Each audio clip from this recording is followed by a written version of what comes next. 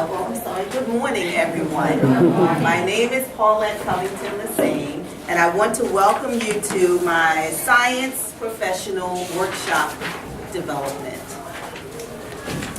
I would like to ask some of you to look at the materials that I placed on your desk. Some of you have a bottle. How many of you have a bottle? If you do not have a bottle, please sit with someone who has a bottle.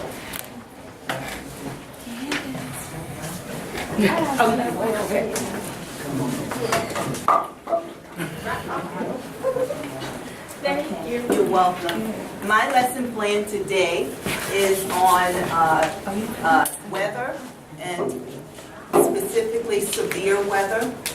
So in your flyer, or your sleeve, shall I say, I gave you a sleeve, you should have a lesson plan. Please look at the lesson plan and follow along. My objective is that students will compare and contrast weather conditions in order to identify types of severe weather. The materials are listed, but the materials that I want you to focus on today, which is going to be a part of the activity, is the water bottle, water, and dish detergent. And I have the dish detergent up here. But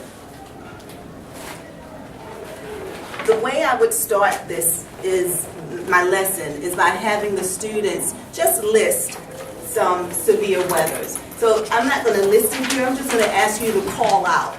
I'm going to point to you and ask you to think about it and give me an example of severe weather. So I'll start with Ryan. Hurricanes. Hurricanes, excellent. Shirley. Hurricane. Thank you. Tornado. Tornadoes, wonderful.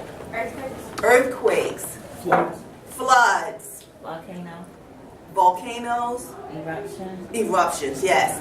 Anyone else? Anything else? Tony. Tsunami. Tsunami. Yes. A blizzard.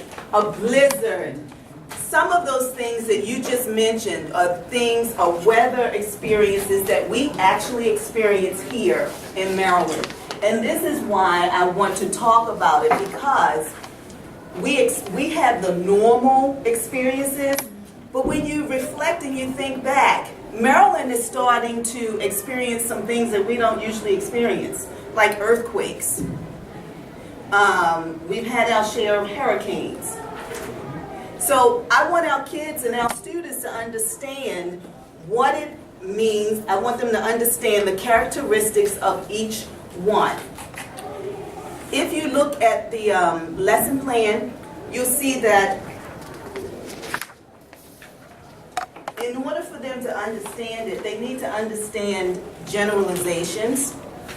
Before we can talk about the specifics, we need to be able to talk about the generalizations. So again, I'm going to ask them, what is a general statement? What's a generalization? You are the students today, so I'm going to ask you, Brian, what is a generalization? Generalization is kind of like the basics of something. Kind of like the basics, okay? Does anyone want to add to it? Kiara? It's very fast. Something that doesn't go into detail. Something that doesn't go into detail. Did you want to add something, Brian? How about you, Miss Shirley? Okay, I'm going to ask Tanya to add one more thing. I think it's broad. It's broad. A generalization is a broad statement. When we talk about statements, broad statements, and generalization, we want our students to understand that in science, there's a reason why scientists use generalizations. They seldom use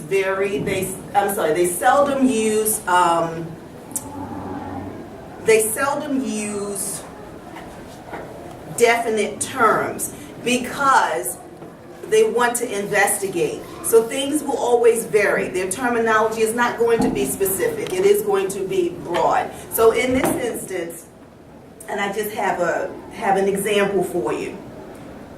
You need to listen because I'm not going to write it on the board. Well, actually, I can write it on the board. For those of you who are visual, let's make sure I spell it right. Teacher.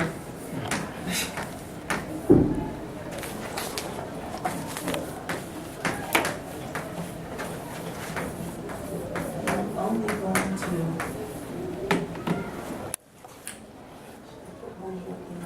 I think so.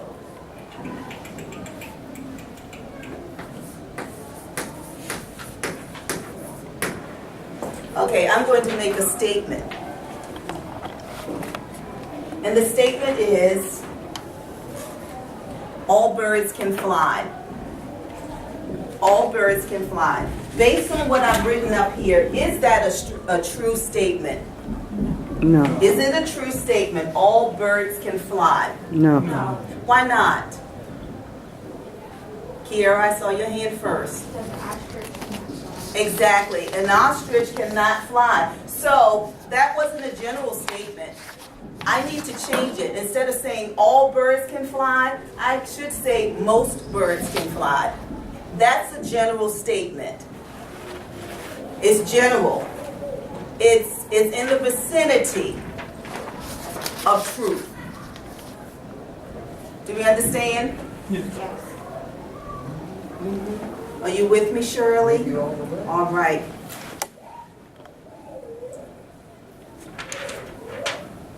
What I want us to talk about now is the characteristics of a tornado. Now, what I would do in this instance is actually pull out the vocabulary words that I do have. I have vocabulary words, and actually, Dr. Ellaby, you have them in the back of your folder. And then we will go over those vocabulary words. Thank you very much, Mr. Vanna. Thank you.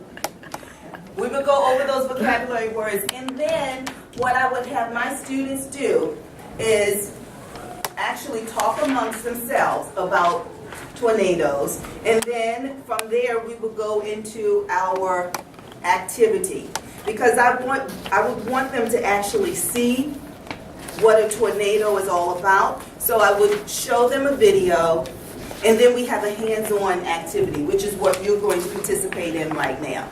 So what I would like for you to do, those of you who have a bottle, I would like for you to take your bottle to the back of the room and fill it with water right to the shoulder.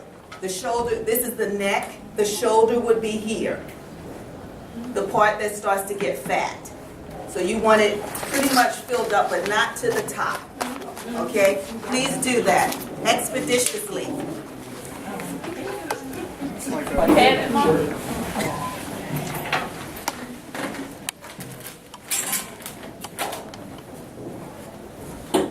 Okay, thank you, Jamil. Okay, now that we have our bottles filled with water and our drop of dish detergent in the water, I would like for you to put the lid on it, if you haven't already done so, nice and tight. And I would like for you to, I don't want you to shake it up and down. I would like for you to shake the bottle in a circular motion counterclockwise, so that would mean to the left. Counterclockwise is to the left. So like this. Now I want you to take note of what's going on in your, and keep shaking, not up and down, but in a circular. But you should be looking at the bottle as well to see what is going on. And if you have difficulty seeing it, let me know, because we can put some aluminum foil in the bottle so that you can see what happens. Now stop and observe. What do you see? What did you see, Kiara? I like a tornado. What did you see? If the water just went like a funnel. It was going in a funnel. Did everyone see that? Mm-hmm. Okay, if you didn't, I have some aluminum foil here that would help you visualize it. The aluminum foil would literally be spinning. So we just made a model of a tornado. In your packet, you have a paper that you could record your observations.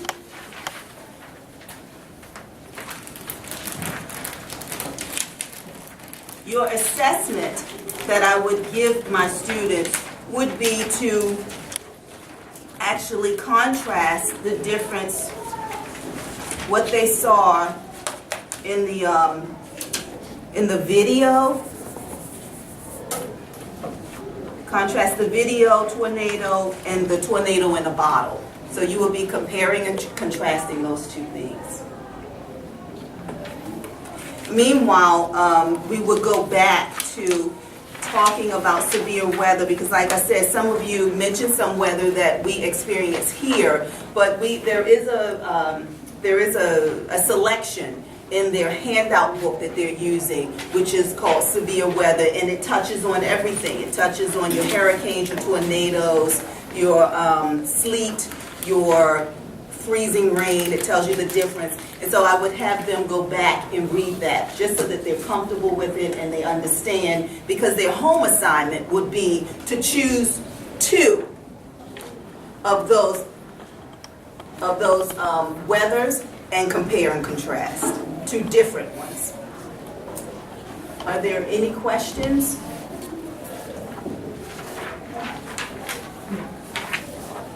Any suggestions, any feedback? Okay, well, you have a survey. If you could fill that survey out and be as detailed as possible. As you can see, I left the place for comments. So if you could be as detailed as possible, I would appreciate it. Thank you very much.